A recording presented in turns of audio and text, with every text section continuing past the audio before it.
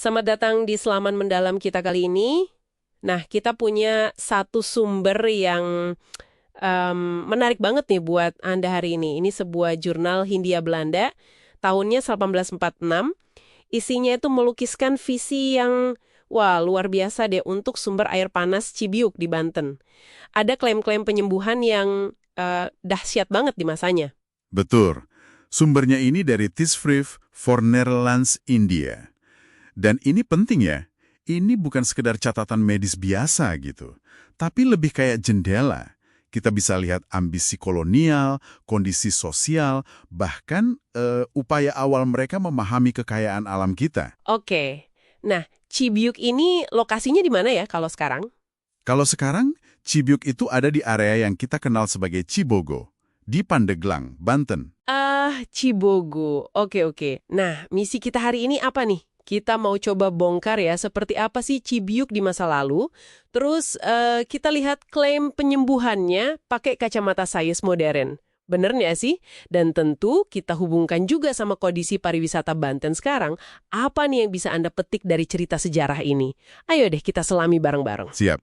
Jadi, kalau kita lihat deskripsi di jurnal tahun 1846 itu ya, Cibiuk itu digambarkan sebagai lembah kecil. Lokasinya dekat Pandeglang, airnya itu suhunya konstan, sekitar 43 derajat Celcius. Wah, lumayan hangat ya, 43 derajat. Ya, hangat. Dan punya bau belerang yang khas banget. Nah, ini menarik soal nama. Katanya namanya sampai diubah ya? Betul sekali. Jadi saking percayanya masyarakat lokal sama khasiatnya, nama Cibiuk yang artinya kan air bau, Air bau, iya. itu diubah jadi Cikuasa. Artinya air penyembuh yang kuat. Perubahan nama aja udah nunjukin sesuatu kan? Iya. Kekuatan ceritanya itu ya. Terus klaim penyembuhannya gimana? Sefantasis apa sih? Wah, kalau baca di jurnalnya sih memang kedengerannya luar biasa ya.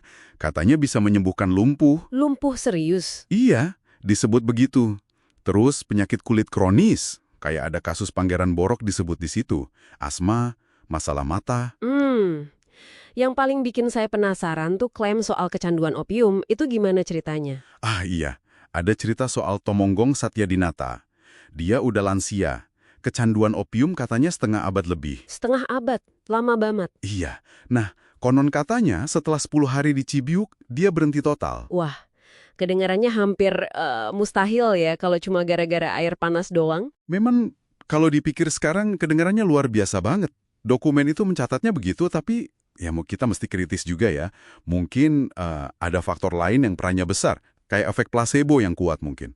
Karena keyakinan sama Cikuasa itu tadi. Bisa jadi. Keyakinan kan mengaruhnya besar. Atau mungkin perubahan lingkungan gaya hidup selama terapi di sana.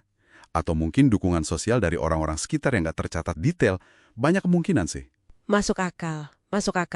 Nah, dibalik klaim yang sehebat itu, fasilitasnya gimana di sana waktu itu? Udah bagus? Nah itu dia. Awalnya justru sangat sederhana. Cuma gubuk-gubuk dari daun katanya. Oh, cuma gubuk daun awalnya? Iya, tapi visinya itu yang, wah, jauh ke depan. Udah ada rencana bangun gedung dari bambu, kapasitasnya buat 60 pasien. 60 pasien? Udah lumayan ya? Udah lumayan. Terus diusulkan juga ada taman, air mancur, bahkan jalan yang bagus dari Batavia. Dipikirin konektivitasnya juga. Wow, terencana banget ya ternyata.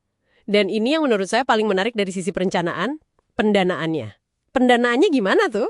Ada usulan pendanaan yang modern banget buat masanya. Sekitar 10.000 sampai 15.000 gulden. Gulden ya, mata uang Hindia Belanda waktu itu. Betul. Nah, cara ngumpulin yaitu diusulkan lewat penerbitan saham. Per lembarnya 250 gulden. Pakai saham. Di tahun 1846 buat pemandian air panas. Ini pemikirannya maju banget ya. Iya kan? Jadi kelihatan, ini bukan sekedar proyek sosial atau amal gitu. Tapi udah ada visi investasi, ada hitungan ekonominya yang jelas. Luar biasa sih. Nah, sekarang kita coba tarik ke masa kini. Gimana sains modern memandang klaim-klaim kesehatan tadi? Yang soal lumpuh, kulit, opium itu. Oke, kalau kita bedah satu-satu ya, untuk sebagian besar klaim, sebenarnya cukup valid kok secara ilmiah. Misalnya air belerang, itu memang terbukti punya sifat antibakteri. Jadi bagus buat lawan kuman di kulit, terus punya sifat keratolitik, bantu angkat sel kulit mati. Oke, jadi buat kulit memang bagus ya? Iya. Terus, sifat antiinflamasinya juga bisa bantu meredakan peradangan. Makanya, cocok buat yang punya masalah sendi atau rematik.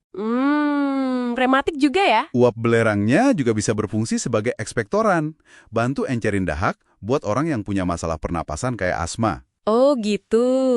Jadi klaim soal kulit, rematik, sama asma dari tahun 1846 itu ya ada dasar ilmiahnya lah ya? Betul, ada dasar ilmiahnya. Cukup masuk akal. Tapi kalau soal penyembuhan total kelumpuhan atau kecanduan opium itu gimana? Kayaknya lebih kompleks ya? Kalau yang itu, kemungkinan besar memang melibatkan banyak faktor lain ya, seperti yang tadi kita bahas, efek placebo, perubahan gaya hidup, dukungan sosial. Itu semua bisa berperan besar, selain air panasnya itu sendiri. Oke, make sense. Terus jejak Cibiyuk atau Cibogo hari ini gimana? Apakah warisan penyembuhan Cikuasa itu masih terasa kuat? Jejaknya sih masih ada ya. Area itu kan sekarang jadi lokasi beberapa pemandian modern. Misalnya Cisolong di Pandeglang, terus Batu Kuwung di Serang. Oh iya, Cisolong, Batu Kuwung. Sering dengar itu. Iya, sumber airnya sering dari kompleks Gunung Karang atau Pulau Sari. Tapi ya itu tadi, fokusnya sekarang kayaknya lebih banyak ke rekreasi, wisata keluarga gitu. Jadi lebih buat seneng-seneng aja ya, bukan buat terapi kesehatan kayak visi awal Cikuasa itu? Bisa dibilang gitu. Padahal, sebenarnya ada potensi besar dari warisan balneoterapi alaminya. Maksudnya, terapi kesehatan pakai air mineral alami itu. Nah, kisah Cibiuk ini kan contoh bagus ya, tapi kayaknya belum tergali maksimal potensinya. Sayang juga ya.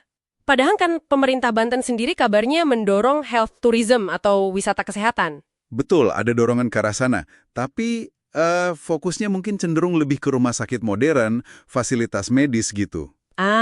Jadi ada semacam kesenjangan gitu ya antara potensi sejarah balneoterapi alami yang unik kayak Cibiuk ini dengan fokus pengembangan pariwisata kesehatan yang lebih modern saat ini. Ya, ada gap di situ sepertinya. Oke, jadi kalau kita coba tarik benang merahnya nih buat Anda yang mendengarkan, apa sih wawasan kunci yang bisa kita ambil dari cerita Cibiuk ini? Menurut saya, yang pertama itu soal bagaimana persepsi bisa membentuk nilai. Tempat yang sama, air yang sama, bisa dilihat sebagai air bau, tapi bisa juga jadi air penyembuh kuat. Semua karena cerita dan keyakinan ya? Betul. Ini pelajaran tentang kekuatan narasi. Relevan banget sampai sekarang, di bidang apapun. Setuju. Dan itu langsung nyambung ke poin kedua ya kayaknya. Kisah Cibiuk yang kaya ini. Nama Cikuasa, cerita penyembuhan yang dramatis itu, visi tahun 1846. Ini kan sebenarnya aset branding yang unik banget. Mungkin agak terlewatkan ya oleh pariwisata Banten modern, padahal ini bisa jadi pembeda yang kuat loh. Tepat sekali. Ini diferensiasi yang kuat. Dan yang ketiga, pelajaran dari visi terintegrasi tahun 1846 itu sendiri. Mereka udah mikirin konektivitas, jalan dari Batavia, infrastruktur pendukungnya, penginapan, taman, keterlibatan berbagai pihak, bahkan model pendanaan yang inovatif, pakai saham itu. Lengkap banget ya pemikirannya.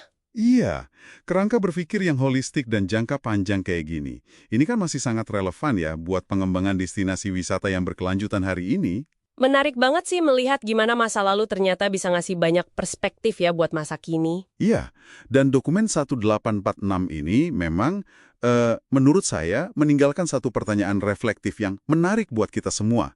Kalau visi yang ambisius dan terintegrasi kayak gitu, yang maduin alam, penyembuhan, infrastruktur, bahkan inovasi finansial, itu bisa dibayangkan hampir 2 abad yang lalu. Apa sih sebenarnya yang menghalangi kita sekarang untuk mewujudkan potensi serupa, atau bahkan mungkin lebih baik lagi di tempat-tempat berharga seperti ini hari ini? Pertanyaan yang bagus banget. Dan mungkin ini juga sesuatu untuk Anda renungkan ya. Apa sih arti sebuah tempat penyembuhan buat Anda di era modern ini? Apakah cukup hanya dengan air yang secara fisik berkhasiat? Atau jangan-jangan perlukah ada cerita, ada sejarah, ada visi yang kuat menyertainya agar tempat itu terasa benar-benar bermakna, agar bisa menyembuhkan secara utuh, bukan cuma fisik? Sesuatu untuk Anda pikirkan.